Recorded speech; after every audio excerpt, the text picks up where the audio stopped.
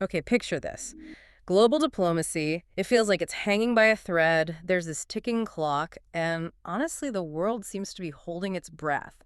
A huge decision is looming. Yeah, it's incredibly tense. And that's the tension we're diving into today. This deep dive, it's all about the escalating conflict between Israel and Iran and, well, the absolutely pivotal role the United States might play. Maybe unprecedented. It really could be. It's not just a single news story, is it? It's this complex web of calculated risks, military threats, and, intense international reactions flying around. Definitely. And to try and cut through some of that noise, we've gone deep into recent reports, comprehensive stuff, including detailed transcripts from BBC News. Right. The aim here really is to pull out the most critical insights, give you a shortcut, hopefully, to really grasping this situation as it unfolds because it's moving fast. Exactly. Our mission is to unpack the current landscape. Try to figure out what's actually driving the key players, what motivates them, explore the potentially devastating consequences of different paths forward. And reveal some of the surprising stuff happening just beneath the headlines. Yeah, help you connect the dots and get right to the heart of what's truly at stake here. So let's get into it. Okay, so one of the most striking developments is the U.S. stance, specifically President Trump's recent announcement. The 2-week window. Exactly.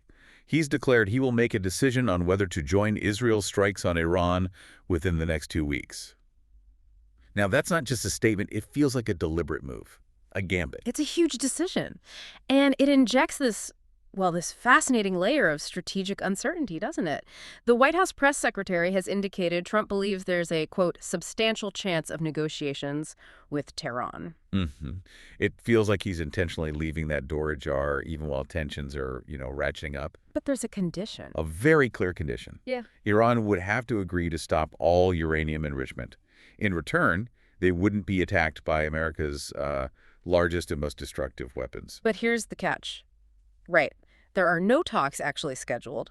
None at all, which just highlights the massive challenge of even getting people to the table right now. It makes you wonder, doesn't it? Is this purely about diplomacy, or is it more of a strategic pressure play? It fits with what we often see as Trump's approach. That instinct, yeah, as one source put it, to sort of force other countries to bully them into doing what he wants without having to resort to military action. So this 2-week window, maybe it's a classic Trump high-stakes negotiation tactic, weaponizing uncertainty perhaps, to force a deal without firing a shot. I think that's a very real possibility. And what's reportedly happening behind the scenes, well, it underlines how serious this is. We're hearing about daily meetings discussing a possible U.S. strike on Iran. Happening deep inside the White House's subterranean situation room. Yeah. So this isn't just political posturing. There are serious operational plans being discussed. And yet, Trump himself, he's just adding to the ambiguity. He said directly, and I'm quoting here, based on the fact that there's a substantial chance of negotiations that may or may not take place with Iran in the near future, I will make my decision whether or not to go within the next 2 weeks. He even added, you don't know, I may do it, I may not do it. I mean, nobody knows what I'm going to do. Classic uncertainty. Right. And he's also pushed back hard against media reports, specifically the Wall Street Journal, which suggested he'd already approved an attack plan. He put out on social media, the Wall Street Journal has no idea what my thoughts are concerning Iran. So if we zoom out a bit, this 2-week period, it creates what people are calling breathing room for diplomacy. Breathing room, yeah. The strategic hope, presumably, is that the sheer threat of U.S. airstrikes might be enough to force Iran to comply with his demands, and importantly, prevent America getting dragged into another foreign war, the kind he pledged to avoid. It's an incredibly high-stakes gamble, huge global implications. Absolutely. Okay, so while Trump's playing this high-stakes poker game, how are the other key players reacting? Israel and Iran. Let's start with Israel's response, which has been very forceful so far. Extremely forceful. We've seen these intense missile exchanges. Almost 300 people injured in Israel, over 70 when a hospital got hit in Beersheba, down south. A major city. Right. And this led Israel to vow, unequivocally, retribution for this latest Iranian attack. And Prime Minister Netanyahu, he's been very vocal, hasn't he? Directly urging Trump to join the battle. He praised him as a tremendous friend, a world leader. Yeah, Israel's commitment seems unwavering. They're focused on destroying the nuclear threat, preventing what they term nuclear annihilation against Israel. Their justification for those initial strikes was this perceived imminent threat, right? That Iran's program was days away from potentially producing a nuclear bomb. An existential threat, as they put it. Their stated aims are sweeping. Eliminate Iran's entire nuclear program and also its ballistic missile threat. And Netanyahu hasn't hidden his skepticism about Iran's diplomacy. He even suggested that skepticism was a reason for striking preemptively, before any potential U.S.-Iran talks could even start. It's also really interesting that he apparently wasn't looking for a green light from the U.S. Before those first strikes. And Trump reportedly told him to carry on. Which suggests Israel feels, well, pretty empowered to act on its own assessment of threats. Okay, so flip side. How is Iran reacting? Well, the dynamic there is totally different. Critically, no one in Iran is speaking directly with President Trump. No direct line. No. And their public statements are defiant. Stark, even. Signaling very firm resistance to any American pressure or coercion. And that warning they issued to the U.S., it was chillingly direct. If the U.S. gets involved, it would result in hell for the whole region. They called it a quagmire. A quagmire, yeah. And they sent this message very publicly. This war is not American war, but if they would like to get into this war, President Trump will be remembered forever for a war that it was not his war, but dragged in. Wow. That's a bold, very public challenge being laid down. It certainly is. And this sort of delicate balance of threats and counter-threats, it brings us right to the core question. What would a potential U.S. strike actually look like? And what are the huge risks involved? Right. The reports suggest the likely focus of an American attack would be that deeply buried nuclear site, Fordo, south of Tehran. And this is where the technical side gets really critical. Getting to Fordo isn't just difficult. It's described as near impossible with the weapons Israel currently has. Because it's so deep underground, built into a mountain. Exactly. Deep inside a mountain. It's not just buried. It's fortified. Which means only very specialized weapons, these bunker busters, really stand a chance. Israel, despite its military strength, just doesn't possess that specific tool. So the U.S. capability becomes key. Absolutely key. They'd likely need the B-2 Spirit stealth bomber, the one that's virtually undetectable by radar. To deliver what? The GBU-57? That's the one, the massive ordnance penetrator. It weighs 30,000 pounds. It's nicknamed the Bunker Buster for a reason, designed specifically to punch through layers of reinforced concrete, rock. It's the only weapon thought capable of reaching Fordo's deepest chambers. Pretty much. It's a statement of capability in itself. But the risk, it's not just about the target or the hardware, is it? It's the danger to U.S. personnel in the region. That's the biggest risk, arguably. The danger to U.S. forces stationed in the region. If an Iranian reprisal were to kill an American, that's the nightmare scenario. A wider conflict could ignite incredibly quickly. With global consequences. Yeah. A potential domino effect. Exactly. Which everyone presumably is desperately trying to avoid. And that potential for escalation is precisely why we're hearing widespread international calls for de-escalation, right? From people like Keir Starmer in the UK Prime Minister. Yeah, the PM explicitly said we need to de-escalate this. And it's not just political concern. The conflict is already having an impact on the economy. The UK seems to be playing quite an active role diplomatically, trying to mediate, perhaps. Davy Lammy was in Washington recently. He was. Met with Marco Rubio, the U.S. Secretary of State, and Steve Witkoff, the U.S. Special Envoy for the Middle East. And what's the feeling coming out of those meetings?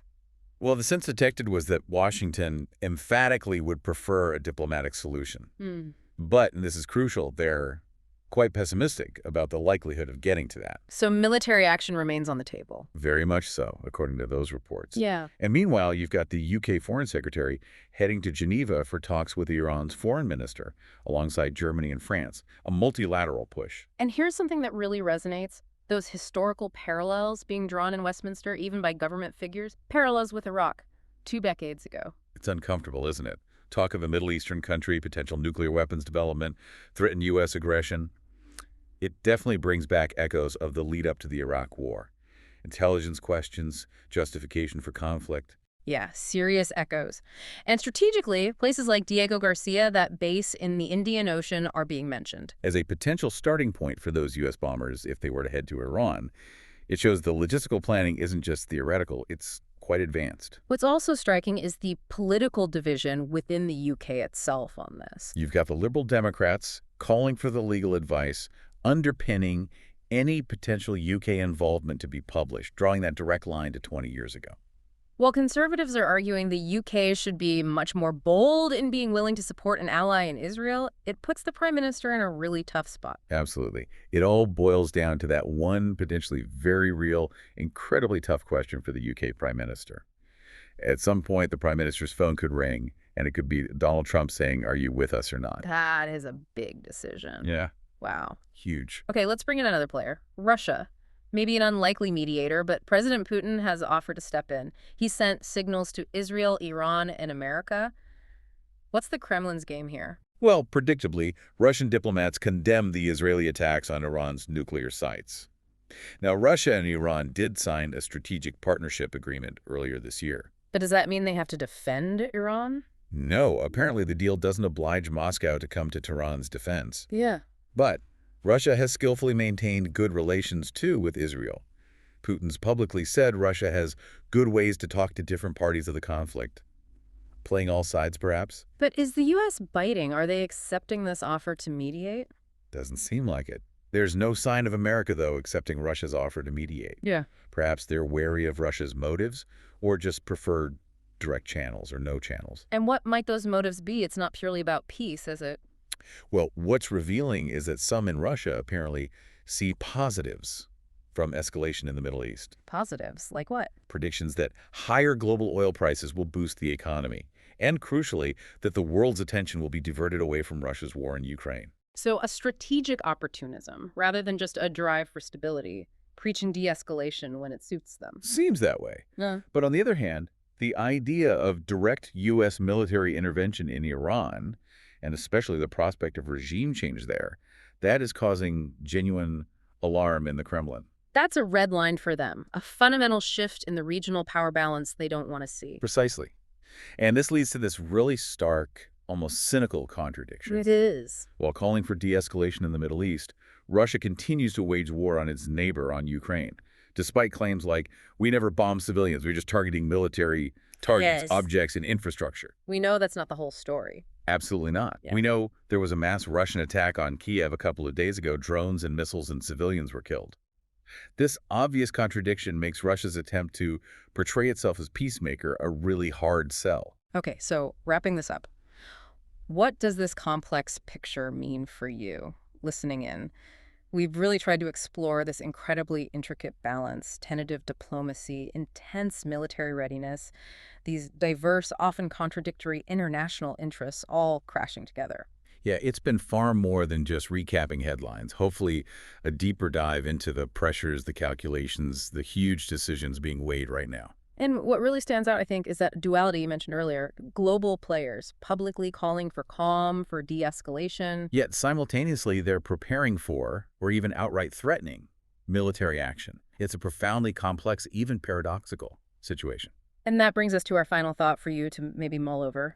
Given this clear contradiction, the stated aims of peace versus the ongoing preparations for war, how can we reconcile these two things? What unstated factors, perhaps, or maybe historical precedents, might really be driving the decisions we're seeing, lurking beneath those public statements? Something to think about as you continue to follow this incredibly volatile and fast-moving situation.